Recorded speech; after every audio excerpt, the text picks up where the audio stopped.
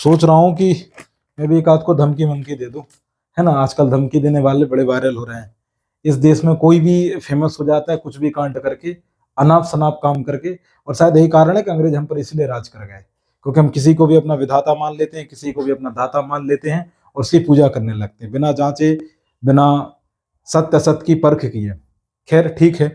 आज हमारा जो सब कंटेंट है वो है जनगणना को लेकर। ठीक है, सांप 21 चिड़िया का नाम है, क्योंकि भाई साहब जनगणना होगी तब पता चलेगा देश में कौन रह रहा है, कैसे रह रहे हैं, क्या ढंग है, कैसे कमाते हैं, क्या खाते हैं।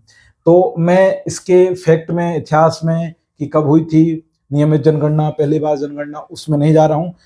अभी आप जो जनगणना होगी, जो संभवतः अगले साल से शुरू हो जाएगी, तो इसमें कुछ आपसे सवाल पूछे जाएंगे। और इस बार सवाल ये तक हैं कि आपके घर में शौचालय है या नहीं है, आप कि यहाँ अनाज कौन सा है, आप खाते क्या है, इस तरीके के भी सवाल किए जाएंगे जनगणना में।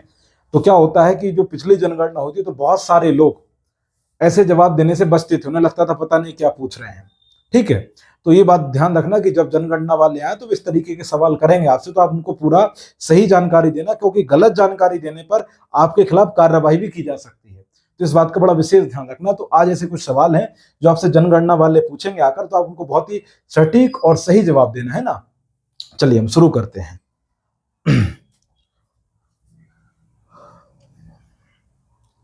तो ये हमारी क्या है, पहली डिजिटल जनगणना होगी। क्लियर है, ये हमारी पहली बार जो क्या होगी, डिजिटल जनगणना होगी। इस बार जनगणना में कितने 34 सवाल। ठीक है, यहाँ पर मैं आपको 31 बताऊंगा। ठीक है, ये ध्यान रखना।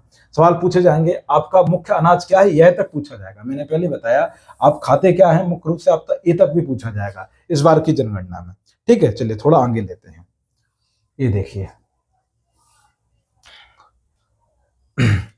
मध्य प्रदेश में जनगणना की शुरुआत हो चुकी है, तैयारियां शुरू हो गई हैं। पहली बार यह जनगणना पूरी तरह से कैसी होगी, डिजिटल होगी। ये बात ध्यान रखना। 1.5 लाख के आसपास क्या है, परगणक। और ये कौन होते हैं, जनगणना कराने वाले, जो भी सरकार जिनको नियुक्त करती है, जो भी अधिकारी होते हैं, घर घर जाकर जानकारी एकत्रित करेंगे। ठीक है, और उनको इतना भुगतान किया जाएगा। 2025 से जनगणना का काम शुरू हो सकता है। ठीक है, मतलब अगले साल से शुरू हो जाएगा। ठीक है, बात ध्यान रखना। इसी के बाद क्या होगी, जो आपकी प्रशासनिक सीमा है 31 दिसंबर 2024 तक फ्रीज कर दी जाएंगी। क्लियर है, इसमें जो पूरी प्रक्रिया होगी वो डिजिटल फॉर्म में होगी। पूरा फॉर्म आपका डिजिटल भरा जाएगा, वो आपके पास लैपटॉप टाइप की कोई चीज लेकर आएंगे, कंप्यूटर टाइप की, उसी में सारी चीजों को वो फिल करेंगे। ठीक है, तो इस बार ऐसा होगा। इस बार जो इन्होंने चेंज किया है वो क्या है कि जो आपका बैंक खाता है वो आपसे नहीं लिया जाएगा। बैंक खाते की जगह क्या लिया जाएगा, मोबाइल नंबर लिया जाएगा। और वो भी जो आपका लिया जाएगा वो भी किस लिए, ताकि आपसे भविष्य में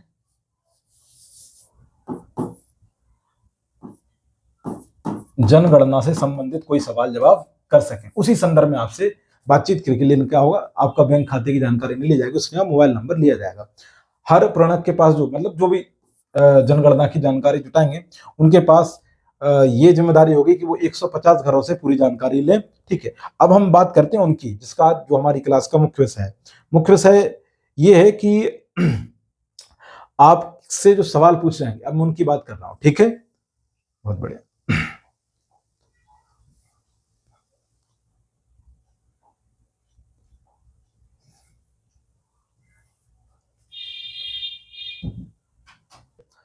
तो आपके पास जो सवाल शुरू होंगे जनगणना से वो ऐसे होंगे। ठीक है, तो पहले जो सवाल होगा वो आपसे परिवार से जुड़े होंगे। जैसे पूछा जाएगा, घर का मुखिया कौन है, घर में कितने लोग हैं। ठीक है, क्या मुखिया अनुसूचित जनजाति, ठीक है, या क्या नाम से अनुसूचित जाति का है या अनुसमुदाय से है। इसके अलावा ये पूछा जाएगा, स्त्री पुरुष की संख्या कितनी है, थर्ड जेंडर है या नहीं है। ठीक है, आपके यहाँ जो विवाहित जोड़े हैं वो कितने हैं, कमरों की संख्या कितनी है।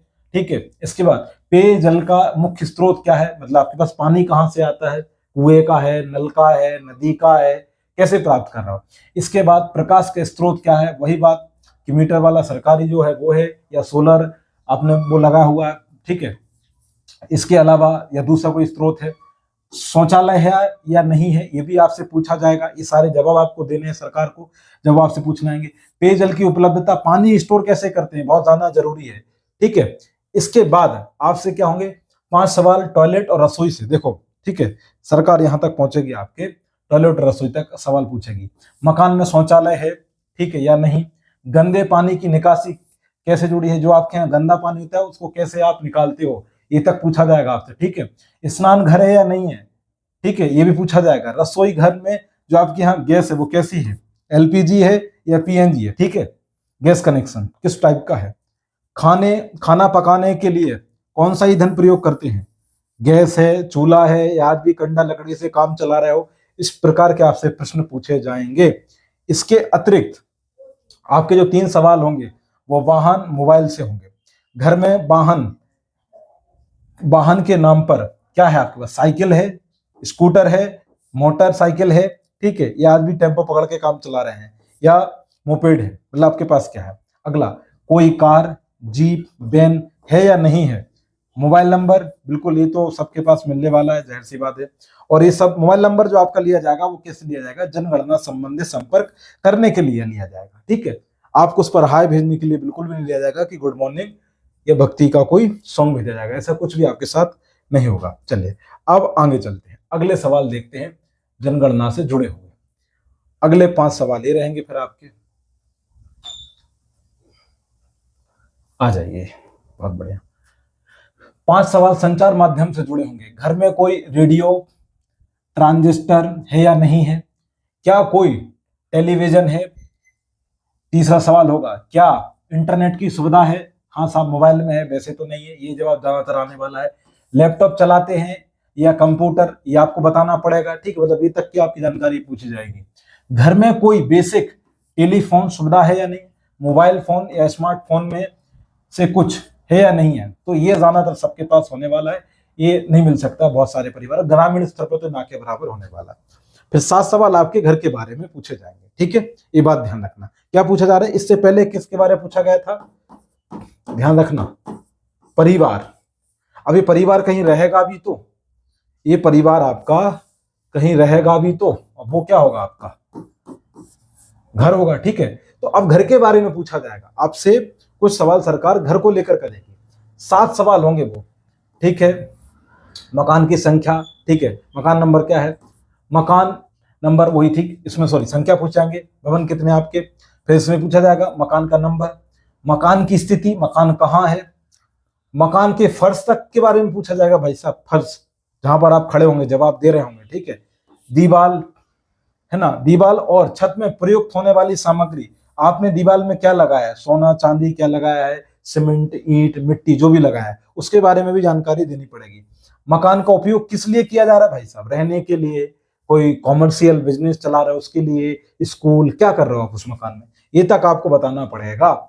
इसके अलावा छठा प्रश्न जो होगा, मकान के स्वामित्व की स्थिति, ठीक है, मालिक कौन है उसका, मकान का निर्माण किस उद्देश्य से हो रहा है, अगर बन रहा है मकान आपका तो आपको यह भी बताना पड़ेगा कि किस इंटेंशन से मकान बनाया जा रहा है। तो ये जनगणना से संबंधित कुछ महत्वपूर्ण सवाल हैं जो आपको देने पड़ेंगे सरकार को। हम उम्मीद करते हैं कि जनगणना वाला यह वीडियो आपको पसंद आया होगा, ठीक है। अगर आपको पसंद आया है तो लाइक कर दीजिए, शेयर कर दीजिए, सब्सक्राइब जरूर कर दीजिए, ठीक है। अपना और अपने स्वास्थ्य का ख्याल रखिए।